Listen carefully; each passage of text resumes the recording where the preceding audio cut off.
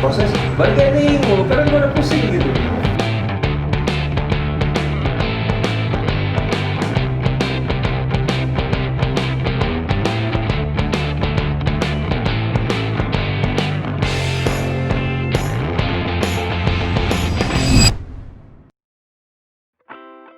Agak unik sebenarnya gimana ceritanya bisa ketemu.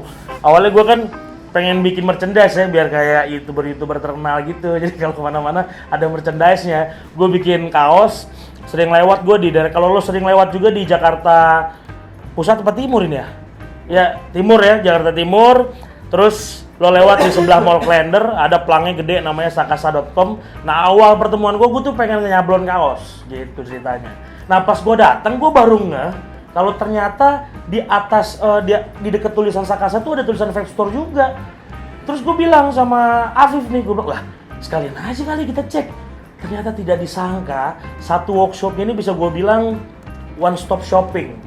Jadi lo bisa sablon kaos, satuan bisa juga. Terus lo bisa nongkrong sambil ngopi karena ada coffee shopnya juga. Yang terkenal coffee soda ini lagi gue cobain juga. Terus di depan coffee shopnya itu di satu ruangannya itu juga sebagai Vape Store gitu. Oke Jack, kita kedatangan sama Om Agung. Mantap. Halo Om, apa kabar? Kabar Ti? Alhamdulillah. Thank you Om. Yes. Bisa aja, emang dasar pedagang ya. Jadi lihat barang dikit langsung bilang bagus. Ini kebetulan gua bikin di sakasa.com Om. Kayaknya kenal gitu. Emang tempat lo. Oke Om, thank you udah ngizinin Jaya Jack buat mampir ke workshop lo Om. Jadi inspiratif. Gua pas ngelihat langsung gatal ini harus dibikinin konten nih. Mungkin banyak juga yang kepikiran baru pengen buka vape store atau pengen buka usaha, terus pengen tahu lagi detailnya dunia vape kayak gimana. Dan kalau lo boleh searching di channel Mugos TV atau lo Vape Chamber ya Om ya, channelnya satu lagi. Yolive. Oh ya, Yolive. Nah, lo boleh lihat tuh di situ. Muka Om Agung banyak banget di situ bermunculan. Oke. Sebelum masuk Om, gue pengen tahu dulu. Untuk mungkin viewer-viewer gue juga banyak yang belum tahu juga. Ceritanya, lo ini emang udah dari dulu usaha atau sebenarnya lo baru mulai atau kayak gimana ceritanya? Dulunya Om Agung tuh seperti apa? Dulunya gue seorang pelaut. Aisyah. Nenek moyang dong udah tua. Gua secara background itu Teknis. Teknik, Oke. teknik perminyakan gua. Wah, anjir. Berarti main liquid juga, nyambung. Nyambung kan? Liquid minyak. Liquidnya. Awal tahun 2016 gua mencoba keluar dari zona nyaman. 2016. 2016. Oke, zona nyaman. Karena 22 tahun gua di laut. Oh, seriusan nih? Lah, mirip ya. Di laut tuh, lu di laut. Di offshore. Di offshore. Wah, gila. Duit itu udah banyak berarti. Yang ASDN ya nggak jauh lah, gua juga di tanker juga. Oke. Ada storage FSO, lu tau lah. Jadi gue lebih ke production untuk bagaimana minyak dari dalam bumi keluar ekspor. Oke. Biasanya paling lama lo kalau di laut berapa lama Om? 2 minggu di darat, 2 minggu di laut. Oh selalu kayak gitu, 2 minggu darat, 2 minggu laut. Paling jauh laut mana yang udah? Lah operasi gue bukan di Natuna. Natuna oke. Banyak lah di situ ya. Tapi ke luar paling sebatas Abu Dhabi udah. Tapi balik lagi ke Indonesia. Indonesia. Lebih enak. Oke. Berarti lo kerja dari tahun berapa? Gua lulus kuliah itu 94 ya. Lo lahir, Bev. Lo lahir dia udah lulus kuliah. Nah, terus akhirnya lo memutuskan keluar zona nyaman, apakah langsung nyemplung di sablon kaos, vape dan yang lain atau lo nyicil mulai dulu? Inspirasi dari mana? Sekitar 2004 ya. 2004 itu mulai coba cari kok begini terus gitu loh kalau di laut lu libur off jalan-jalan bosan lah, jenuh lah. Akhirnya karena gue juga punya keahlian desain, zaman di Bandung juga dulu berkutat dengan sablon dan clothingan lah gitu. Ya udah nekunin itu aja. Nah, akhirnya akhirnya 2004 itu gue buka toko pertama. Tentang kaos clothing. Tentang bola sih sebenarnya awal Bola? Nah, Ngapain jualan alat bola? kebetulan gue founder salah satu komunitas juga, Apa tuh? Chelsea Indonesia Supporters Club, itu gue foundernya. Oh, The Blues. Boleh. CSSC bukan sih? CSC betul. Iya, ada cewek gue sempat kenal juga tuh. Iya. Kalau dia tanya gue pasti dia kenal, tapi belum tentu gue kenal dia. Oh, itu baru dong 2003 itu 2003 ya. Itu gue bentuk 2003. Nah, seiring saat itu kan buka shop itu ya memang kita dulu awalnya jual merchandise temanya Chelsea. Toko pertama tuh di Senayan Trade Center. Langsung buka di STC lo? Oh, Karena gitu. kebetulan dulu gua dari kantor itu kan sering futsal tuh di lantai 6 tuh. Iya. Futsal basket. Kalau jalan pulang itu kan cek ke bawah. Itu banyak toko ini kontrakin gitu kan. STC Akhirnya ya.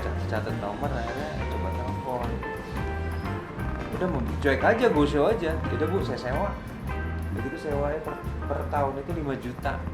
Karena sepi lah gitu, masih sepi. Iya, sepi emang. Sekarang lumayan lah. Ya, awalnya itulah di STC itu sekarang banyak hobis ya, toko-toko hobis. Iya. Nah itu gue yang ngerintis dulu di situ. Awalnya toko sport bola ya gue aja dulu. Di situ. Karena gue jadiin STC itu sebagai sekretariat juga. CSC itu. Iya, kayaknya gue pernah denger CSC itu. Emang komunitas juga, pernah ikutan kayaknya gue, cuma nggak pernah ketemu kayaknya. Itu lu jual semua all about Chelsea? Saat itu temanya tentang Chelsea.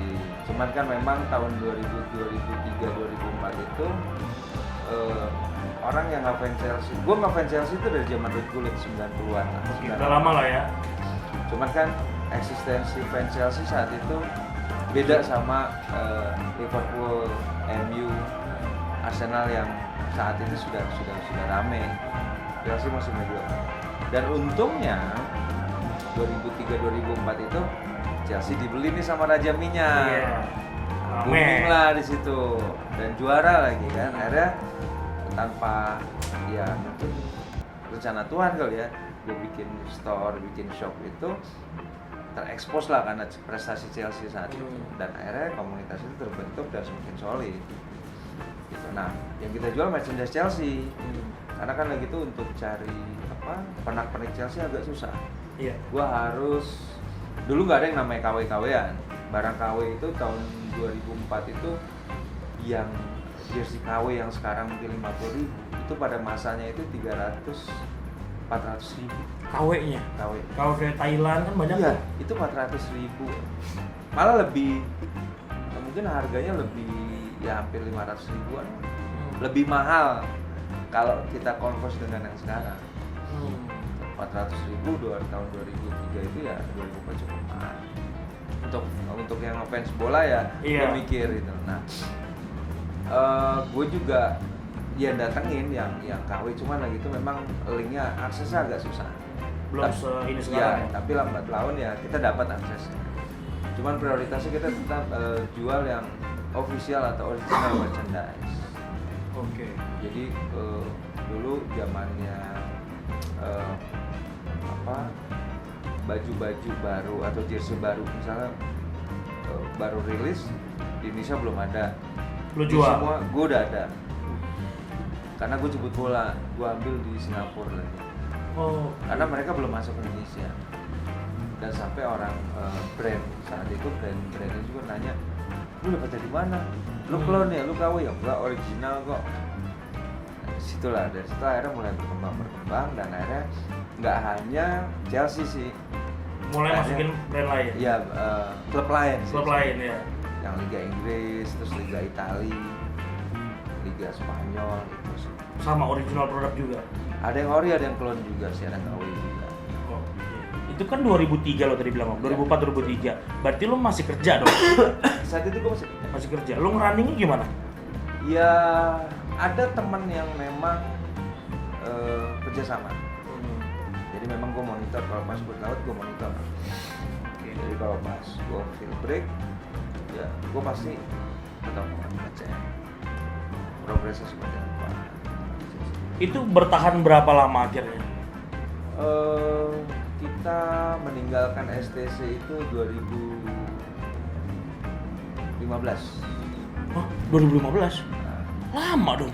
alhamdulillah.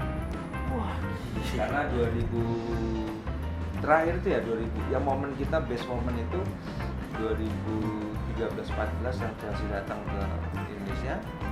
Sekretariat STC itu yang gue bikin rame karena semua untuk tiket box itu kita jadi salah satu. jualnya. Iya. Oh, itu lama banget 11. Dan itu lu sampai berakhir pun lu masih tetap kerja, Om? Masih. Berarti ngerunning terus sambil? Iya. Dan jalan? Jalan. Wah, ini menarik ilmunya. Gue declare untuk buat Sakasa itu 2009.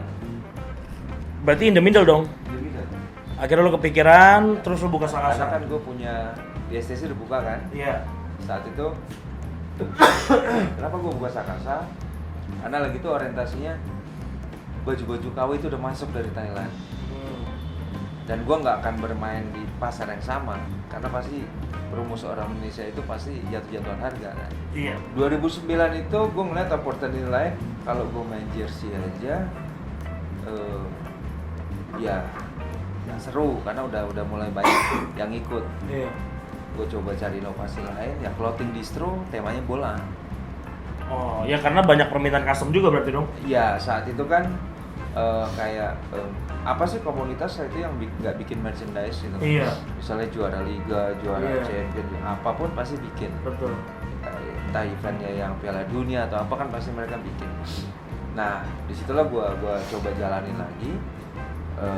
Wah kayaknya gua harus balik bikin clothingan karena untuk ngisi konten di store kan biasanya kan orang ada jersey orang udah bosan gue bikin ada kaos-kaosan tema bola nggak, itulah peluang itu yang gue lihat Dari sablon itu sendiri. dari sablon itu sendiri. Itu berangkat lu bisa desain, akhirnya lu ngedesain sendiri, lu sablon sendiri, terus lu jual juga. Iya, cetak sendiri dan itu kan lebih apa ya, lebih eksklusif karena biasanya kalau komunitas apapun biasanya kan kalau kaos yang unik gitu kan lebih lu pakai kaos nggak ada yang pakai kan Nyari orang. nyari. Iya. Tapi kalau misalnya sama, oh ini panti asuhan mana? Bener-bener kepikiran itu. Dia biasanya ini beli di mana, apa bikin sendiri. Dan emang trennya sekarang udah mulai banyak sih. Dia menyuarakan suara lewat kaos. Ya, kaos itu kan sebagai media. Karena menarik banget ya, mikir terus. Tapi sorry gue potong sedikit. Cuma selama perjalanan 11 tahun orang pasti nanya-nanya, ini lu sambil kerja, terus lu satu usaha fokus, artinya orang berpikir kan jalan terus ya. Tapi pernah nggak lu ngerasa emang apa ceritanya emang semulus itu? Atau ada cerita? Sukses story itu kan tinggal siapa orang di belakang. Orang kadang ngelihat itu kan, wah suksesnya hebat ya. Gua nggak akan pernah cerita yang bagus-bagus karena yang bagus-bagus itu kan biar orang lihat. Iya. Tapi sukses story itu yang pahit-pahit itu sebenarnya itulah yang perlu diceritain. Betul. Ya sebenarnya sih dinamika usaha itu semua orang pasti sama. Nggak usah. Gue tanya lu bujangan apa enggak? Gua enggak. Enggak. Kenapa? Ya arti kan lu kan udah dinamikanya ada kan? Iya Putus benar. nyambung, putus nyambung. Banget. Nah semua pasti prosesnya ada. Usaha juga seperti itu. Tinggal masalah komitmen. Komitmen aja juga nggak cukup sih sebenarnya. Yang penting gue nomor satu tuh maintain komunikasi. Karena saat itu nggak kayak sekarang ya, semua sosial media sekarang Gampang. udah Iya. 2003 lah gue bikin komunitas Chelsea Indo itu semua tuh lewat milis komunikasinya. Iya, masih zaman banget dulu, masih kenceng. Mailing list, ya. Iya, iya. Yahoo Messenger seperti Iya. itu. Dan nggak semua orang punya gitu. Betul. Dan sekarang lebih global dan artinya harusnya komunikasi lebih mudah. Tapi ya belajar dari itu sebenarnya komunikasi dan passion sih. Gue ada passion di situ. Gue passion di bola, terus passion di desain. Ya, akhirnya bagaimana memetakan semua ini ya tadi terintegrasi gitu loh. Sampai akhirnya gue sekarang punya coffee shop. Gue juga nggak ujuk-ujuk belajar tentang coffee shop karena dari komunitas inilah gue kenal beberapa teman yang sharing dong gue bikin coffee shop, oh kayak gini mas. Gue lebih tipikal itu orangnya praktek. Oke, praktisi ya. Ya, jadi eksekusi jalan jadi udah. Bukan kan kadang ada orang yang gue banyak teman-teman gue di laut itu yang kok lo bisa masuk TV, kok bisa masuk koran gitu. Ya pada dasarnya semua bisa, tinggal masalah lo mau atau enggak gitu loh. Mulainya dulu, kadang mulainya yang berat. Ya faktor mulai itu nomor satu, lagi-lagi masalah komitmen. Konsistensi, komitmen. Waktu gue di laut pun gue banyak kendala, lagi itu gue pengurus gue masih sedikit. Dan gue juga nggak mau terlalu one man show sih. Artinya gue coba mendelegasikan. Yang misalnya ada undangan stasiun TV, liputan, gimana? Mas Agung kan di laut ya. Jadi udah ada. Biasa di sekretariat sih meeting. Nah, masih balik ke usaha lo yang pertama. Gue belum sempet tanya tadi. Pertama kali lo bikin modal berapa selain lo punya bayar 5 juta tahunan itu, lo sistemnya lo beli semua terus lo jualin atau apa sih, konsinyasi lah nama sekarang atau gimana? Ada beberapa yang konsinyasi, ada yang memang gue beli itu berdasarkan karena gue juga hobi collectingnya, koleksi beberapa item gitu. Ada beberapa yang memang gue hanya untuk display tapi not for sale gitu. Jadi buat pemanis aja. Yang penting ada gitu loh. Tapi kalau misalnya dia harga cocok ya lepas, Pak. Sebenarnya trik juga buat eksistensi. Orang ngasih tahu kalau ini yang jualan ngerti bola, emang dia pemainnya, emang dia main di dunia ini, sehingga ketika orang datang ke toko lo dia trust. Oh, ini kalau beli sama dia rekomendasinya bagus nih gitu. Karena ujung-ujungnya kalau cocok juga dijual kan. Tetap cuan for life. Biasanya kalau anak-anak bola itu kan musim baru mau jersey baru untuk show off gitu kan. Gue ngelis tuh limited memang karena itu kan gue hand carry. Jadi cuma one trip aja. Kemana? Singapura? Iya. Berarti emang gudangnya di Singapura nyarinya? Dulu tuh memang di Singapura itu ada distributornya. Oh, lu nggak beli di store gitu? Atau langsung ke distributor? Jadi ada toko retail yang memang khusus untuk wholesale. Oh, jadi lumayan bersaing lah harga ya? Lumayan, artinya kenapa gue bela-belain kesana pun karena pasti ada untung, Pak. Kalau nggak ada untung ngapain, Pak? Iya. Nah, tapi lu belum jawab, kira-kira pertama lu habis berapa? Itu. Untuk modal sablon itu sebenarnya gua lagi itu modal nekat ya. Gua cuma punya duit 1,5 atau 2 juta gitu. Lupa gua. Lu pelaku ini nggak sih? Minjem bank atau lu semuanya dari hasil tabungan lu kumpulin? Nggak munafik, ada pinjem bank. Ada pinjem bank juga? Dulu ya. Strategi gua dulu karena belum ada sosial media ya. Gua buka website. Bikin website saat itu dan gua nggak tahu bagaimana setup website, tapi karena tadi belajar di teman-teman saya, akhirnya gua bisa website juga. Bikin sendiri? Ya nggak bikin sih, maksudnya bagaimana input, coding dan lain-lain itu standar kalau dulu.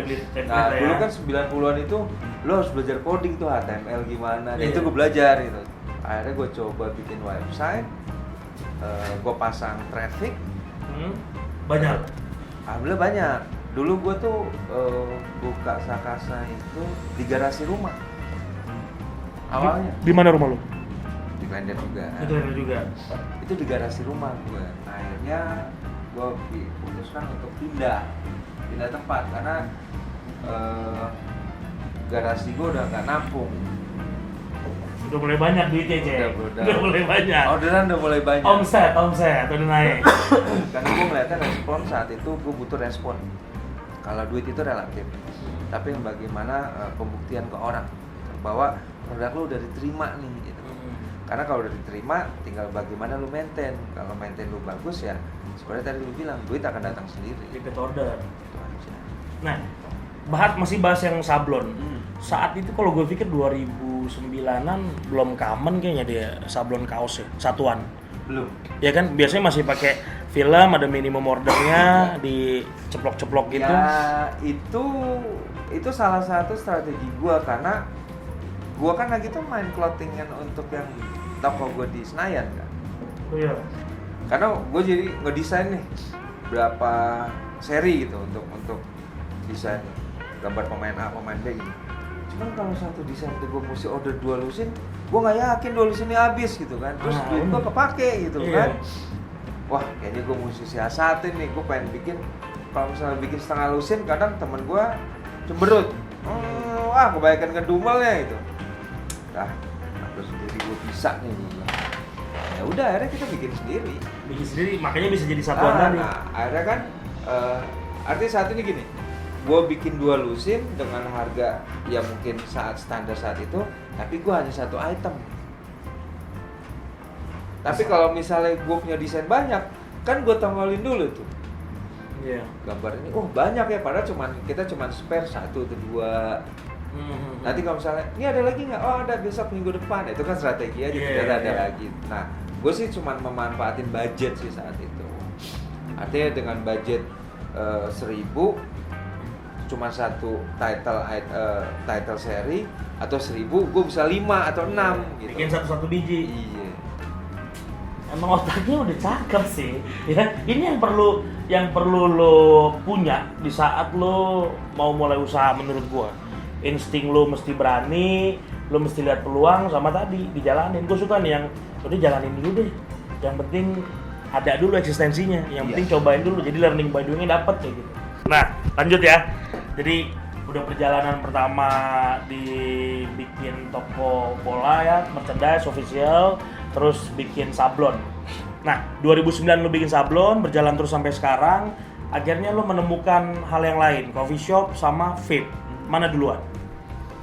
Vape duluan. Apa? Kan karena kalau yang gua Google yang gua lihat ya, kemarin ngobrol terus lihat apa di channel-channelnya, kayaknya di vape ini lumayan serius nih. Iya, soalnya coba lu cari ya. Terus karena lu bakalan lihat penggiat-penggiat yang kayak gini yang ngebikin industri yang tujuannya selain dia cari cuan, tapi tujuannya untuk industrinya tetap sustain, tetap ada. Menurut lu gimana? Karena lu buka yang lain-lainnya gitu loh. Yang mana nih, vape atau? Iya, yang di vape kan selain lo jualan store, lo juga buka vape chamber, lo bikin Mugos TV, dan lo ngedukasi, lo kasih cerita ke orang. Itu menurut gue sih salah satu usaha untuk bikin industri ini jadi sustain.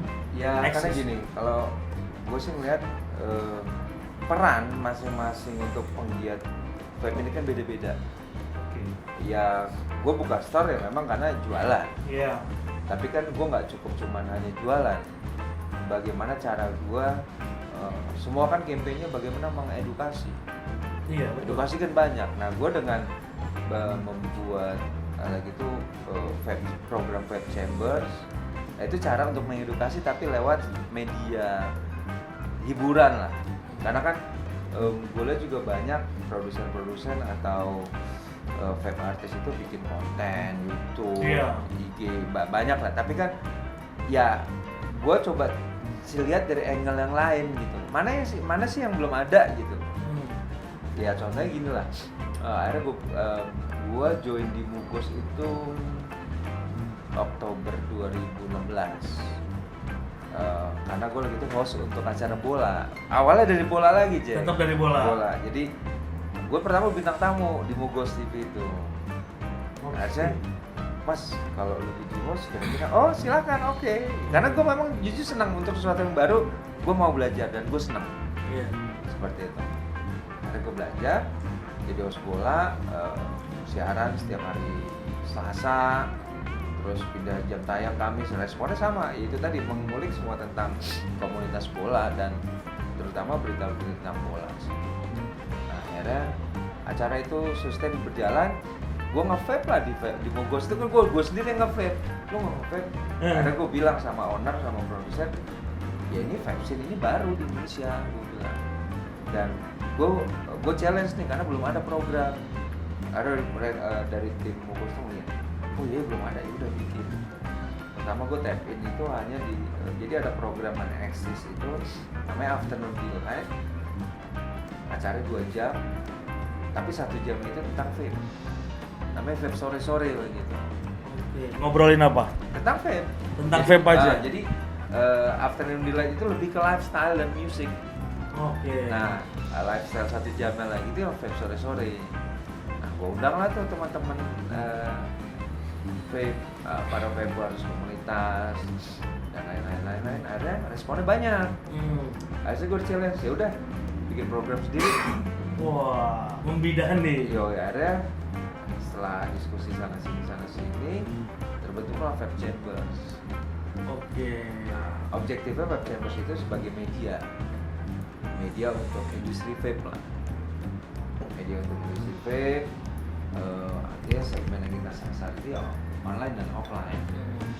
Tapi ya kita combine dengan lifestyle, ada music, ada komunitas. Jadi kebetulan objektifnya dari Mugos TV ini adalah community hub.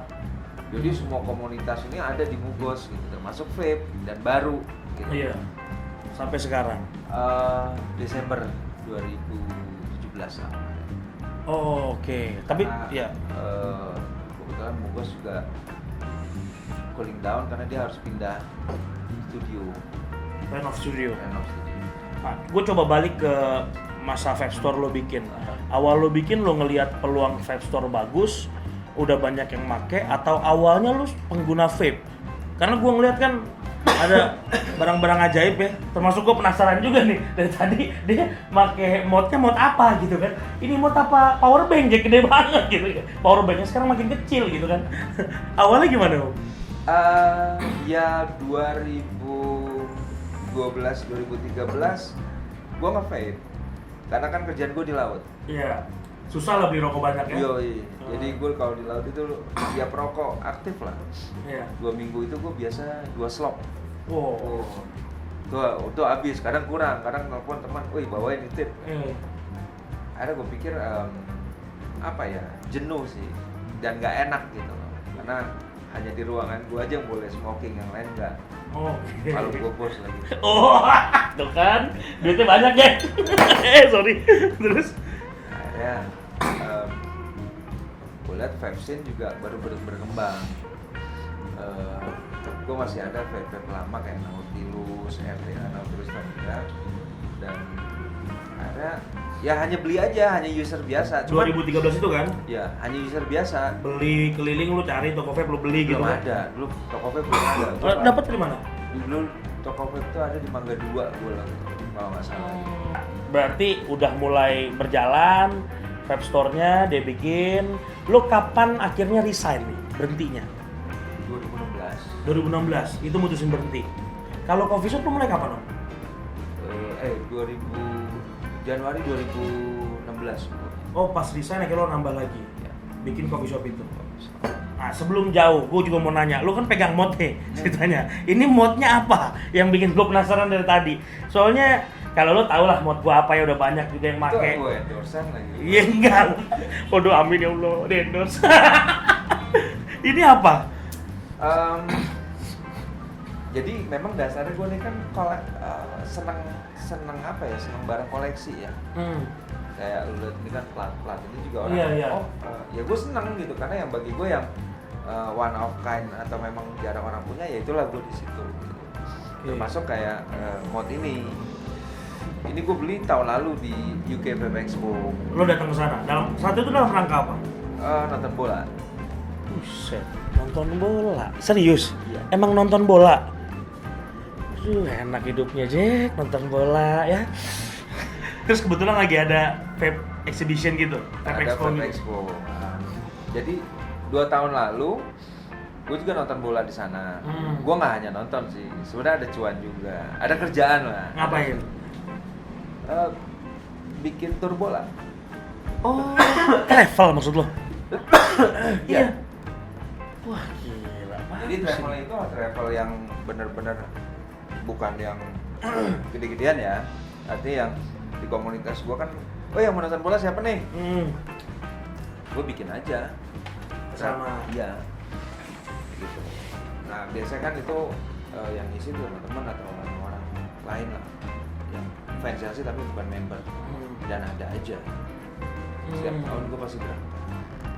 Oh enak juga. Nah, tahun lalu itu gua di Vape Expo, UK Vape Expo itu cuma kelewat. Maksudnya udah mau habis jadi acaranya? gue nggak ngelihat ada jadwal juga Vape Expo. Jadi gue di sana seminggu, gue balik 2 hari Vape Expo mulai gitu. Wah, gue nyesal tuh. Waduh, mana pas lagi itu kan bumi ya kan Indonesia. Akhirnya tahun berikutnya yang gue lihat juga Vape Expo itu dia selalu bulannya bulan April. April atau Mei. Iya. Nah, gue juga bikin tour kan antara bulan itu. Karena tuh biasa akhir musim kan. Dan gue lihat tahun lalu pas nih jadwalnya. Sekalian deh. Dia tur bolanya seminggu, gue pulangin orang-orang setelah seminggu, gue extend. Oh, datanglah ke sana. Sana itu juga datang ada beberapa misi, termasuk waktu pas di Mugos di Vape Chambers itu kan gue jadi host. Itu gue live dari sana langsung. Waduh, tambah jago. Live. Pas siaran di sini gue live. Cuman kan beda jam. Jadi 7 jam. Mereka siaran di sini jam 4 sore, gue sana baru jam 11, gue baru bangun tidur, Jack. Tapi ya liputan, tetap ada liputan. Ada rekamannya, ada. Gue recording biasa. Oke. Nah, balik ke moto. Ini mod lo mereknya apa? Ya. Terus gue baru sih, kalau jujur gue baru ya, karena gue juga baru juga di vape, gue baru ngeliat ini vape. Ini mod. Ini modnya bisa dibeli di mana menurut lo di sini? Mereknya apa dulu nih? Ini brandnya brand IMD. Dia chipsetnya itu DNA. Kalau di sini nggak ada yang jual. Nggak ada yang jual, serius nih? Lu boleh cari di market. Apa tadi namanya? IBD. Cobain ya. Kalau lu ngerasa udah punya, lu juga boleh komen. Mungkin di sini ada yang kayak cubic, tau gak? Kotak gitu. Kotak-kotak. Dia kayak coklat gitu, cubic. Adanya dia ada IBD.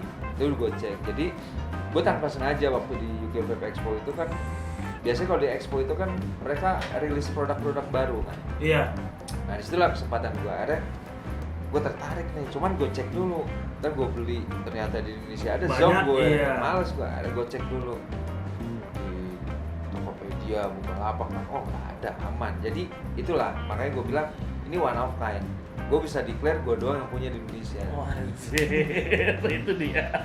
Ini katanya dia doang yang punya. Jadi kalau lo ngerasa punya, lo boleh komen, Jack. Barangkali kita bisa ketemuan, ya kan? Terus kita wawancara tentang modnya. Ini kayaknya nanti kita masukin insertnya ya.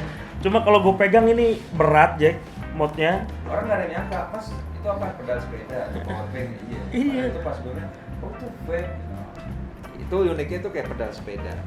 Iya, dan kayaknya sih durability-nya bagus ya, kayak anti-anti banting itu kan. Dia shock absorber juga karena bodinya itu memang karet, terus ada water resistant juga.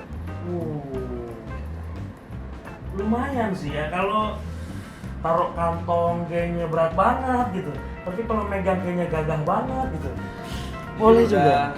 Berapa kali orang banyak yang nawar, cuman bagi gue ya tadi harga cocok gue lepas. Cuman maksudnya lagi tuh gue bilang jangan baru gitu. Ini lo beli berapa, Om? Ini sekitar 90 euro. Ya. 2 jutaan. 2 jutaan lah ya.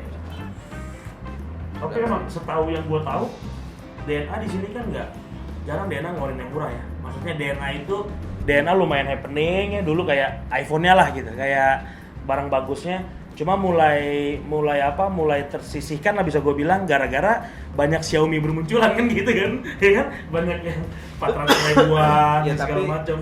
Secara loyalis masih banyak yang pakai DNA itu ya.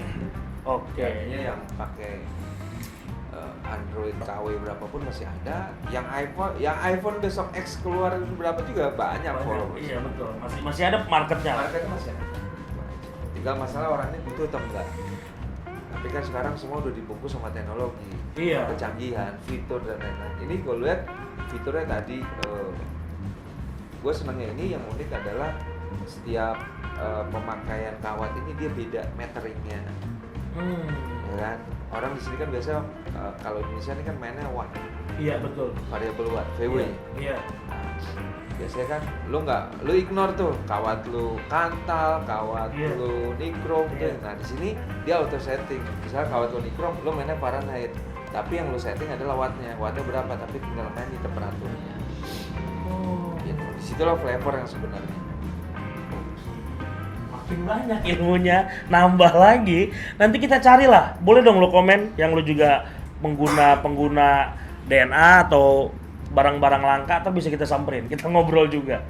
Nah, balik ke usaha lo. Jadi udah berjalan kayak gini, boleh tahu nggak sih lo omset berapa? Kalau omset sama lah, kebanyakan lah vape standar. Cuman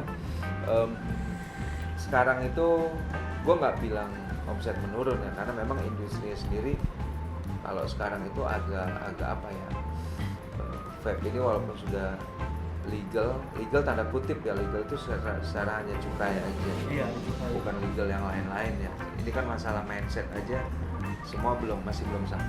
Karena orang bilang, oh gue udah legal, vape kan udah legal. Legal bukan berarti lu sembarangan ngapa-ngapain boleh. Iya betul. Legal ini karena cuman ya legal ya ke pemerintah karena lu ada kandungan nikotinnya dan itu yang cas lah. Iya. Itu aja sih. Kalau profit ya alhamdulillah ada. Alhamdulillah. Cuman memang sekarang apa ya, kompetisinya itu juga mulai banyak. Ya apa ya, kalau gue lihat bagaimana maintain market ini yang belum bisa oleh produsen ataupun siapapun penggiat vape gitu. Karena apa ya, semangatnya gue bilang agak beda. Jadi lu jualan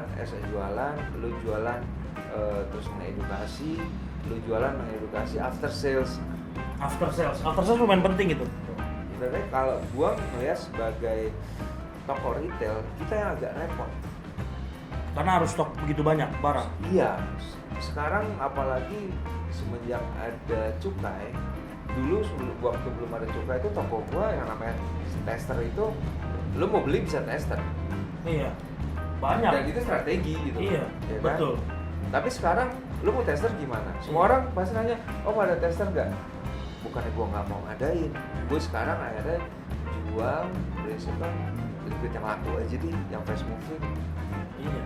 Karena kalau ngikutin yang semua harus gue restock, gue agak khawatir tadi. Karena cepet keluar. Ya artinya vape ini udah kayak handphone. Iya sih, benar juga sih. Dalam seminggu sebulan itu udah berapa jenis. Contoh kayak Samsung lah, baru keluarin ini, ntar udah keluarin ini lagi. Yang kemarin aja belum habis pak, belum rusak pak. Dan sekarang kejadian di pot. Iya. Pot mirip-mirip, semua ngeklaim sama ya. Akhirnya dia ngeluarin banyak banget. Semuanya dikeluarin semua tipe. Akhirnya kemarin orang yang biasa pakai device mode elektrik atau yang manual kan berlari ke potnya. Pot penyakitnya tadi. Oh mereka sini nggak, Iya. situ nggak. Gue yang masih stabil itu zamannya Pots pertama kali itu kan sore.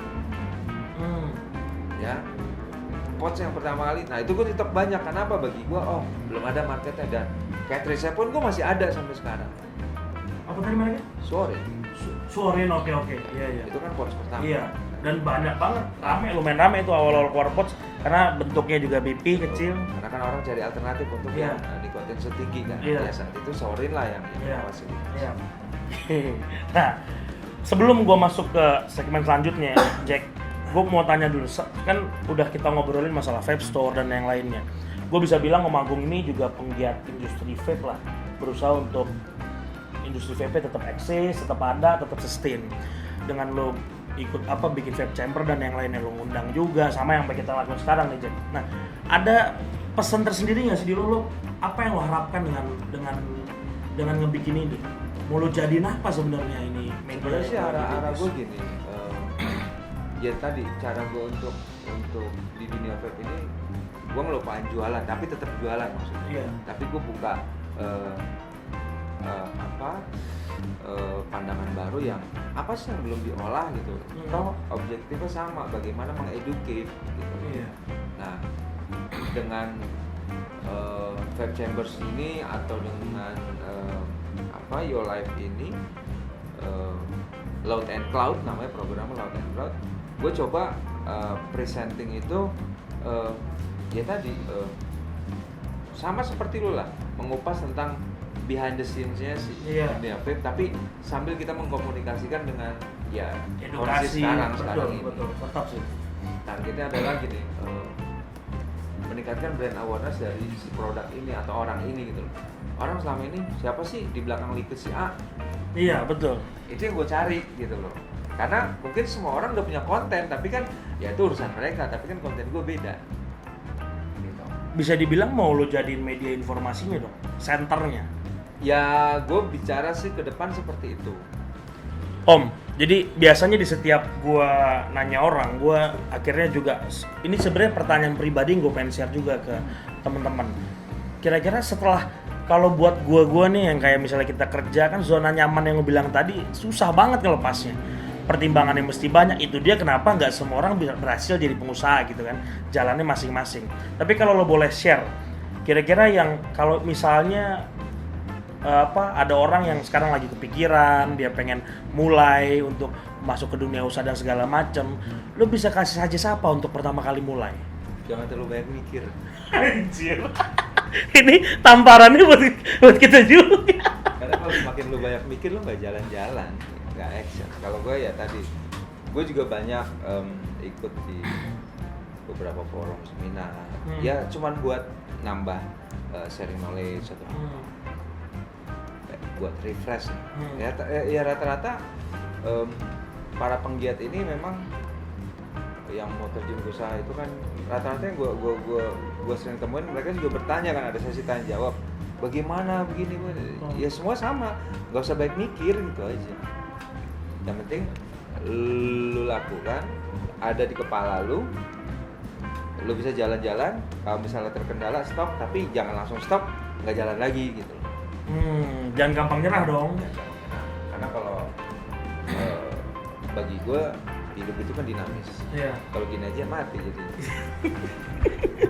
Boleh. Mudah-mudahan ya Jack, lo sama gua dan kita semua bisa, penting sih mulai aja, penting lah. Yang Sama penting hit. gini, lakuin yang memang lu ada passion. Suka gitu. Ya, passionnya misalnya ya hobi lah. Misalnya lu nih hobi, lu nih sekarang mungkin Jack hobinya bikin konten kan. Suatu saat lu udah tajir, udah platinum atau apa kan? Amin. Wih, jualan toolsnya nih. Nggak apa-apa. Masuk aja, nggak apa-apa. Jualan kameranya nih. Itu kan karena lu udah tahu link-linknya kan. Seperti itu. Jadi kalau lu punya passion, mau usaha, mulailah dari passion lu. Karena lu tahu seluk-beluknya. Contoh kayak misalnya, gue jualan baju bola kan nggak cuma tahu-tahu gue mau jualan, enggak, karena gue tahu Bola tuh gimana? tim bola kalau pas lagi menang jersey ini yang laku. Vape ini kalau lagi baru kan, wah vape udah deh gue lupain dulu lah kan. Kalau kaos sama kayak misalnya ada event-event tertentu nih, misalnya kayak kemarin kampanye atau apa, nah itu momen ada dan itu peluang lo ada gitu loh. Tinggal lo bikin misalnya, oh lagi bikin kaos tema ini nih, lo bikin tema yang sama, konten yang sama, tapi temanya jangan sama. Kalau bisa yang lain, itu yang dicari orang. Kayak waktu gue ada konsernya Bon Jovi, konsernya Maroon, terus gue juga pernah kerja sama BNI waktu Java Jazz di Kemayoran, sama. Dan rata-rata kan mereka jualnya kan standar tuh, satu lapak tuh semua sama gitu kan. Iya. Nah lu harus different, harus beda. Itu sebenarnya kuncinya yang susah. Lu nyari perbedaan di situ. Kalau menurut gue yang butuh insting tajam itu, lu mesti banyak bergaul, banyak referensi supaya akhirnya lu nemu yang beda.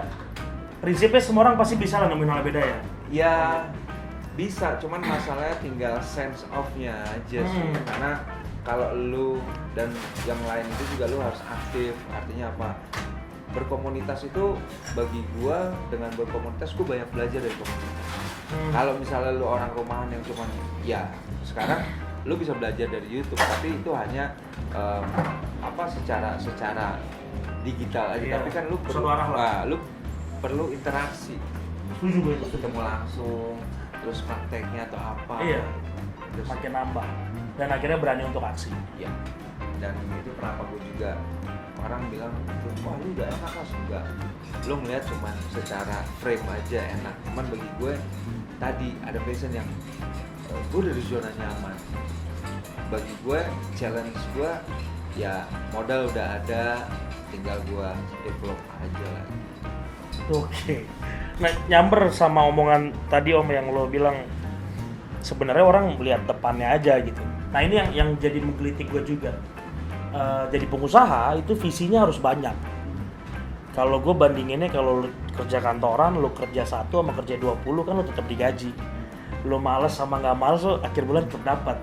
Nah, nyamber ke situ kalau secara di diri lu Om, di visi lu, ini udah termasuk yang menurut lo bahkan lu jaga sustain habis lu udah, atau lu sebenarnya masih punya mimpi lain? Either lu punya, gue masih kepikiran pengen bikin usaha A, B, C atau apa? Ada beberapa yang memang gue mau rilis karena dasarnya tadi, karena dari passion aja sih.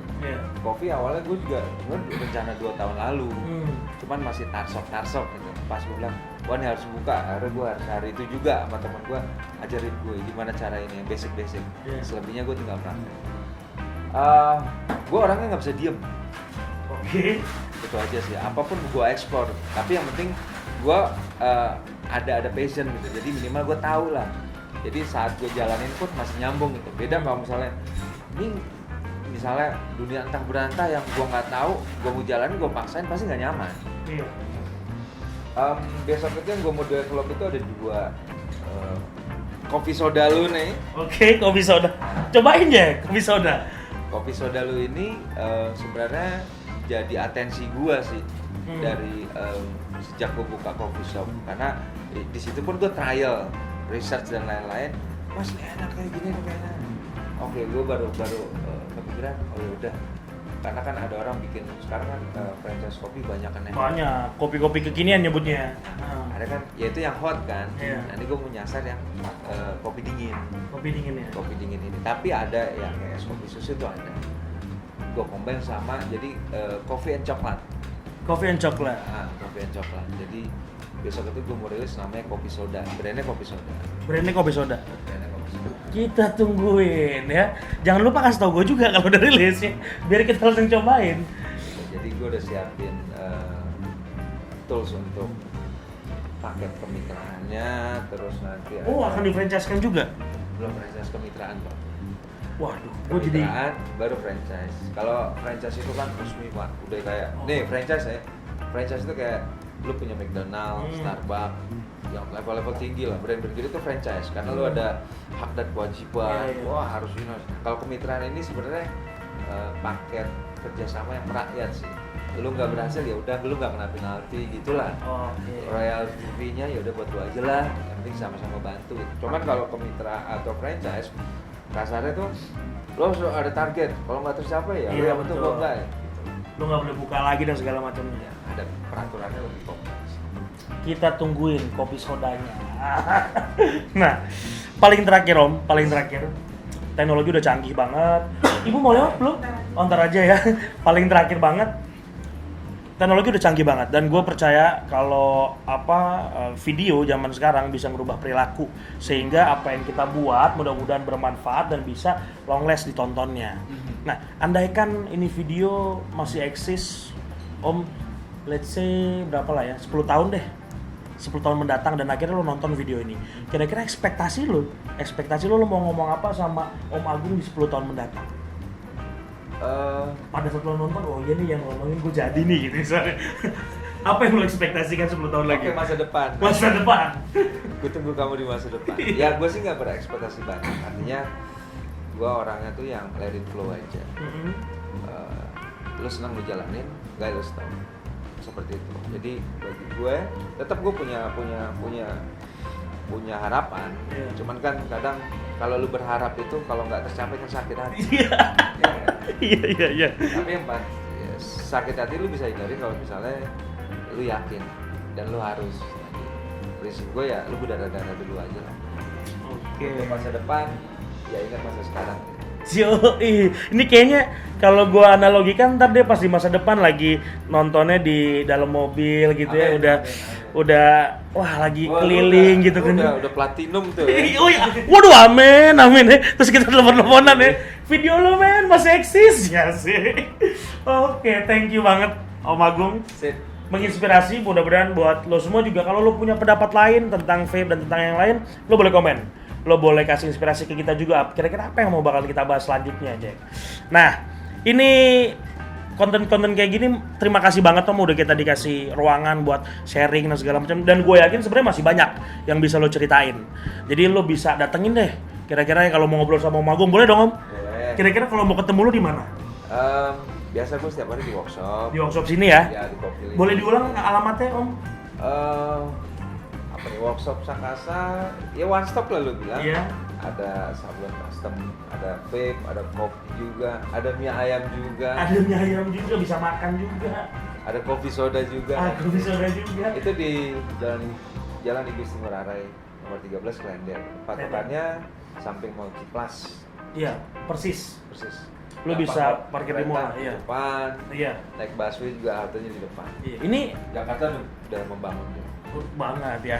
Kalau lo mau tahu dulunya sempat kebakaran mallnya, Ya. tapi sekarang udah hidup lagi dan ini mahal ini, Jack.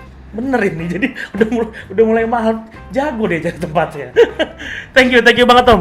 Thank you banget. Nanti Thank you. pas lo main di studio kita boleh visit dong ya. Nanti Boleh gua liput-liput ya. Lu bisa, lu lihat behind the scenes seperti apa. Siap, kita liput Jack ya, buat lo biar tahu studionya di mana. Siap. Sip. Thank you banget, Yoi, banget Jack. sama-sama. Terima kasih, dadah Jack.